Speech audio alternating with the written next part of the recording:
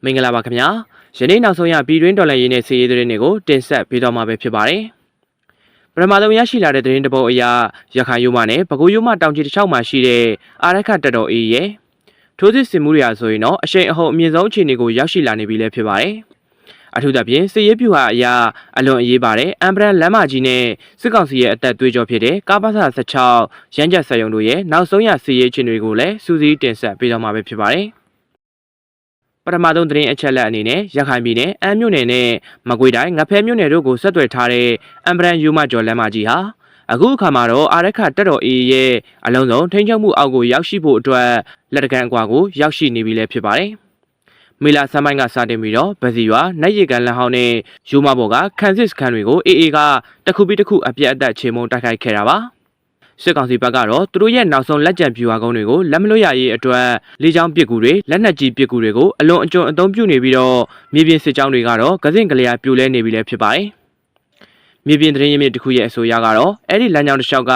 စစ်ကောင်စီရဲ့ခန်းစစ်စခန်းတွေဟာတစ်ခုပြီးတစ်ခုကြာဆုံးနေသလိုလမ်းကြောင်းပွင့်သွားတာနဲ့အတူအေဘက်ကလည်းတပ်သားသစ်200ကျော်ကိုရှေ့တန်းစစ်မျက်နှာပြင်စီအင်အားဖြည့်တင်းမှုတွေအလင်းအမြန်လှုပ်ဆောင်လိုက်ပြီးဖြစ်ပါတယ်။ဒါဟာရခိုင်ပြည်နယ်အတွင်းကတိုက်ပွဲတွေကိုမကွေးတိုင်းနဲ့ပဲခူးတိုင်းဘက်အထိစစ်ရေးအရှိန်တိုးချဲ့ဖို့အတွက်အေရဲ့ကြိုတင်ပြင်ဆင်မှုတစ်ခုလို့လည်းသုံးသပ်ရပါတယ်။တက်ဆက်ထဲမှာပဲပဲခူးတိုင်းဗရောင်းမြို့နယ်အတွင်းကအခြေအနေတွေကိုကြည့်ရမယ်ဆိုရင်တော့အကြမ်းဖက်စစ်ကောင်စီရဲ့ကာကွယ်ရေးပစ္စည်းထုတ်ဆက်ရုံကားဖတ်ဆာဆက်ချောင်းဟာအခုအခါမှာတော့အေရဲ့အင်အား300ကျော်နဲ့ဝိုင်းဝန်းပိတ်ဆို့ထားခြင်းကိုခံနေရပါတယ်။အဲ့ဒီဆက်ယုံကတော့စစ်ကောင်စီအတွက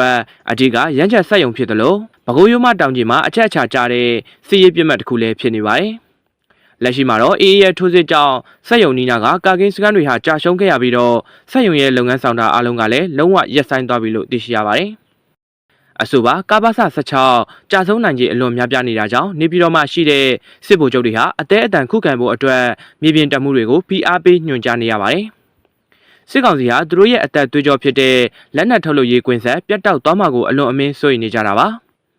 ဒါပေမဲ့လည်းမြေပြင်မှာတော့စကားခ10လောက်ခန့်တပ်ရင်းတွေဟာအေးရဲ့ခြုံကိုတိုက်ခိုက်မှုတွေစနိုက်ပါချင်းချောက်မှုတွေကြောင့်စခန်းပြင်ပကိုတော့မှမထွက်ရဲဘဲနဲ့ပိတ်မိနေတဲ့အခြေအနေမှာရှိနေကြပါတယ်။နောက်ထပ်ထူးခြားတဲ့အချက်ကတော့စစ်ကောင်စီတပ်တွင်းကအရာရှိတွေနဲ့တပ်သားတစ်တွေရဲ့စစ်တပ်ပိုင်းဆိုင်ရာအခြေအနေပဲဖြစ်ပါတယ်။ကြောက်ဖြူနဲ့အန်စစ်မျက်နှာတွေမှာရှိတဲ့စစ်ကောင်စီအရာရှိတွေဟာအေးရဲ့စနိုက်ပါတွေကိုကြောက်ရွံ့တာကြောင့်ပကုံးပေါ်ကအရာရှိအဆောင်ရောင်တွေစူးတစိတ်တွေကိုဖြုတ်ထားကြပြီးတော့ရဲဘော်တွေကြားထဲမှာရော်နော်ပုံအောင်နေထိုင်ကြတယ်လို့သိရှိရပါတယ်။တိုက်ပွဲတွေဖြစ်ပွားတဲ့အခါမှာလည်းစစ်မှုထမ်းဥပဒေနဲ့အတင်းအာဓမခေါ်ယူထားတဲ့တပ်သားတစ်တွေကိုသာရှေ့တန်းကနေအသေးခံခိုင်းနေပြီးတော့အရာရှိတွေကတော့နောက်တန်းကနေပစ္စတိုတွေနဲ့ချိန်ရွယ်ကအတင်းအမိန်ပေးပြီးတော့စေခိုင်းနေတာမျိုးတွေရှိနေတယ်လို့လည်းသိရှိရပါတယ်။ဒီလိုအခြေအနေတွေကြောင့်စစ်သားအချင်းချင်းကြားမှာယုံကြည်မှုပြတ်ပြားနေသလိုတိုက်ပွဲတွေအတွင်းမှာလည်းမိမိတို့အချင်းချင်းမှားယွင်းပစ်ခတ်မှုတွေကြောင့်အစုလိုက်အပြုံလိုက်တိတ်ဆုံမှုတွေအထိဖြစ်ပွားနေကြရတာပါ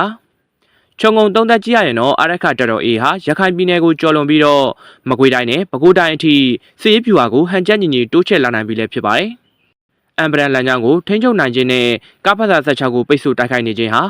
စစ်ကောင်စီရဲ့ထောက်ပံ့ရေးနဲ့လက်နက်ထုတ်လုပ်ရေးစနစ်ကိုအကြီးအကျယ်ထိုးနှက်လိုက်တာလည်းဖြစ်ပါတယ်ရှေ့ဆက်ပြီးတော့အေးအနေနဲ့အဲ့ဒီဒေတာတွေကိုအလုံးစုံထိန်းချုပ်နိုင်မလားစစ်ကောင်စီဘက်ကရောနေပြည်တော်ကိုချင်းချောက်လာမယ်အဲ့ဒီစီရေးအရှိန်ကိုဘယ်လိုမျိုးတုံ့ပြန်မလဲဆိုတော့ကတော့အလွန်ကုန်မှစိတ်ဝင်စားဖို့ကောင်းနေပါတယ်တစ်ဖက်မှာလည်းမကွေးတိုင်းဂံကောခရိုင်စောမြို့နယ်မှာရှိတဲ့ကြောက်ထုအခြေဆိုင်အမြောက်တပ်အမဒ368တိုင်ရင်ကနေစစ်ကောင်စီတပ်ဟာအနီးအနားမှာရှိတဲ့ကြေးရွာတွေနဲ့တောတောင်နေရာတွေကိုလက်နက်ကြီးတွေနဲ့အဆက်မပြတ်ပစ်ခတ်မှုတွေရှိနေတယ်လို့လည်းစစ်ရေးသတင်းမျိုးတွေစီကနေသိရှိရပါတယ်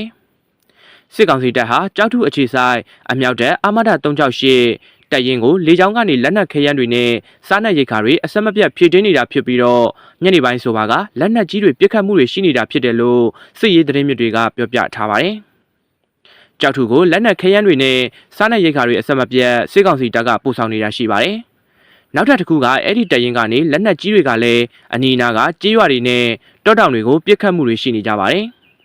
လက်နက်ကြီးတွေကတော့အဆက်မပြတ်ပစ်ခတ်နေတာဖြစ်ပါတယ်လို့သူကဆိုထားပါတယ်။ကြောက်ထုအမြောက်တိုင်ရင်ကနေလက်နက်ကြီးတွေပစ်ခတ်မှုကြောင့်အနီးအနားမှာကြန့်ရှိခဲ့တဲ့ကြေးရွာတွေကဒေသခံတွေအကုန်နီးပါးဟာဘေးလွတ်ရာနေရာဒေသတွေကိုစစ်ပေးတိမ်းရှောင်နေရတယ်လို့လည်းသိရှိရပါတယ်။ဒါအပြင်ကြောက်ထုမြို့နယ်မှာရှိတဲ့အမြောက်တိုင်ရင်ကနေအင်အား200ကျော်ပါတဲ့တပ်သားတွေဟာစောမြို့နယ်ကန်ကြီးကြေးရွာကိုရောက်ရှိခဲ့တာဖြစ်ပြီးတော့နေရာအနှံပြမှာတပ်ဆွဲအခြေချနေရာယူထားကကြေးရွာပတ်ပတ်လည်မှာကင်းမုံဝစ်တာမိုင်းထောင်တာနဲ့ကရုတ်ချင်းတွေဖော်တူးတာတွေကိုပြုလုပ်နေကနေရာယူထားကြတယ်လို့သိရှိရပါတယ်။ ဒါကြောင့်ကန်ကြီးကျေးရွာကဒေသခံပြည်သူတွေအပါအဝင်အနီးအနားကကျေးရွာပြည်သူတွေကအ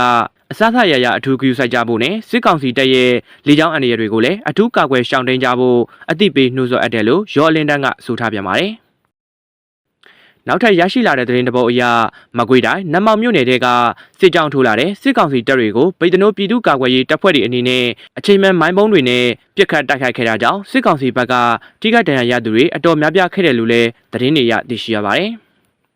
လဲဘူးရွာကနေထွက်လာတဲ့စစ်ကောင်စီတပ်စုကိုမေလ10ရက်နေ့မနက်8:16မိနစ်မှာတပုတ်ပင်ရွာနဲ့ကြောက်ဦးရွာကြားကလမ်းမိုင်းမှာမိုင်းနဲ့ပုံဆွဲတိုက်ခိုက်ခဲ့တာလည်းဖြစ်ပါတယ်။အဲ့ဒီတိုက်ခိုက်မှုကြောင့်စစ်ကောင်စီတပ်သားတွေဒဏ်ရာတွေရရှိပြီးတော့ကြောက်ဦးရွာကိုရောက်လာတဲ့အချိန်မှာချက်ချင်းဆုတ်ခွာသွားခဲ့ရတယ်လို့လည်းသိရှိရပါတယ်။အဲ့ဒီနေ့မနက်10:00နာရီလောက်မှာလဲလျော်ချောင်း၄ရွာကနေထွက်လာတဲ့နောက်ထပ်စစ်ကြောင်းတစ်ခုကိုထမ်းပင်မြောင်နဲ့ကန်တာရွာကြားမှာ2ကြိမ်ဆက်တိုက်မိုင်းနဲ့တိုက်ခိုက်ခဲ့ပါသေးတယ်။အဲ့ဒီစစ်ကြောင်းဟာဒဏ်ရာရသူတွေအများပြားရှိလို့ကန်တာရွာမှာပဲတက်ဆွဲပြီးတော့ခိတ္တနားနေရတယ်လို့သိရှိရပါတယ်။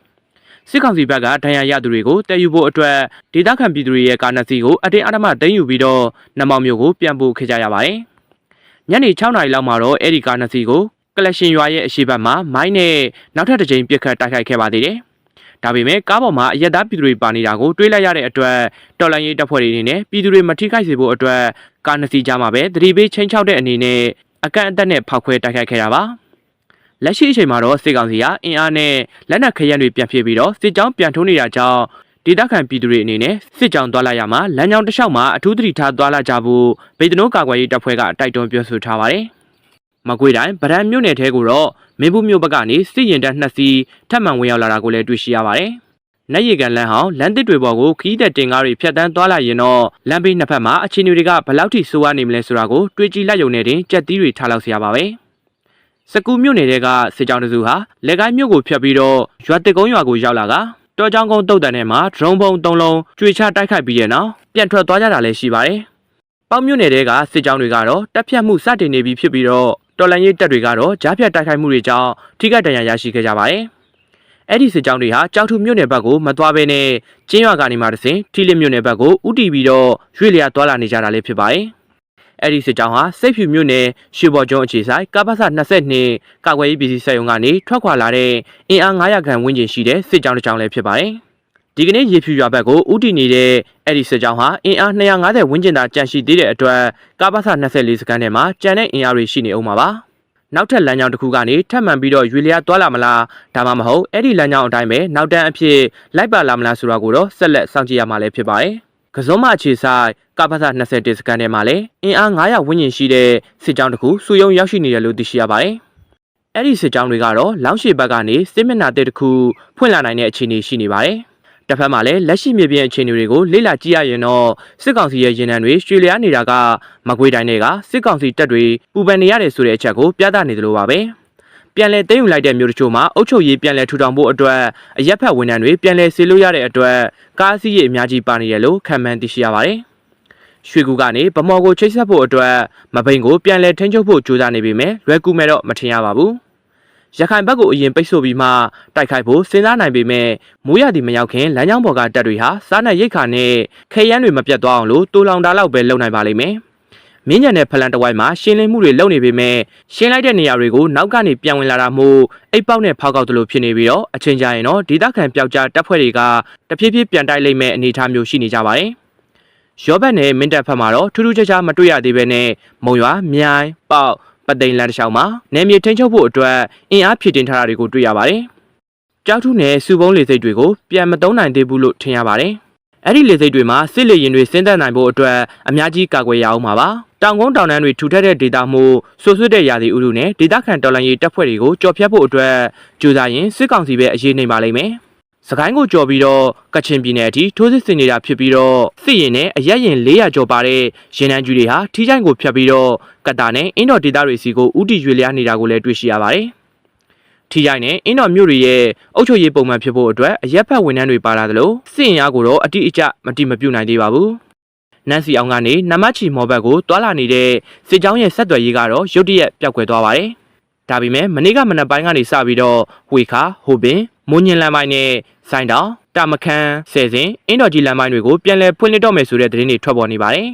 ကချင်ပြည်နယ်ရဲ့ဝန်ကြီးချုပ်ဟောင်းကလည်းမိုးညင်းမြို့အထိဆင်းပြီးတော့မြစ်ဆုံဆည်စီမံကိန်းနဲ့ပတ်သက်လို့ရှင်းလင်းစည်းရုံးမှုတွေလုပ်နေတာရှိပါတယ်။ဒီဆက်ကိစ္စကိုတနိုင်ငံလုံးကလက်မခံနိုင်တယ်လို့ကချင်လူမျိုးပြည်တွင်းပြည်ပအဖွဲ့အစည်းတွေကလည်းကန့်ကွက်နေကြတော့မရမကလောက်တော့မဲ့ပုံစံမျိုးဖြစ်နေပါတယ်။မြောက်ပိုင်းတိုင်းစစ်ဌာနချုပ်လက်အောက်ခံငါးဦးမြို့အခြေဆိုင်ခလာရ121ကနေထွက်လာတဲ့စစ်ကြောင်းဟာငိုစင်ခတ်ခုံအဲ့ဒီဒေသတစ်ဝိုက်ကိုရွှေလျားသွားလာနေတယ်လို့ရွှေကူတက်နယ်အတွင်းကလည်းစစ်ကြောင်းတစ်ခုနဲ့နှစ်ဖက်ညှက်ပြီးတော့လမ်းကြောင်းရှင်းလင်းနေပုံရပါတယ်။တုံးဝရွာနီးနားမှာတော့တိုက်ပွဲဖြစ်ပွားခဲ့ပြီးတော့လေကြောင်းကနေဘုံကျဲတိုက်ခိုက်ခဲ့တာကြောင့်ဒေသခံတချို့အသက်ဆုံးရှုံးခဲ့ရတယ်လို့ငိုစင်နဲ့နော့ပြည်သူအုပ်စုတွေကိုလည်းဒရုန်းနဲ့ဘုံကျဲတိုက်ခိုက်ခဲ့တာကြောင့်အိမ်တွေမိလောင်ပျက်စီးခဲ့ရပါတယ်။ငါးဦးနဲ့ရွှေကူကစစ်ကြောင်းနှစ်ခုပေါင်းရင်တော့အင်အား1000လောက်ရှိနိုင်ပေမယ့်သူတို့ရဲ့ရည်ရွယ်ချက်ကိုတော့ဆက်လက်ခံမှန်းနေရဆဲလည်းဖြစ်ပါတယ်။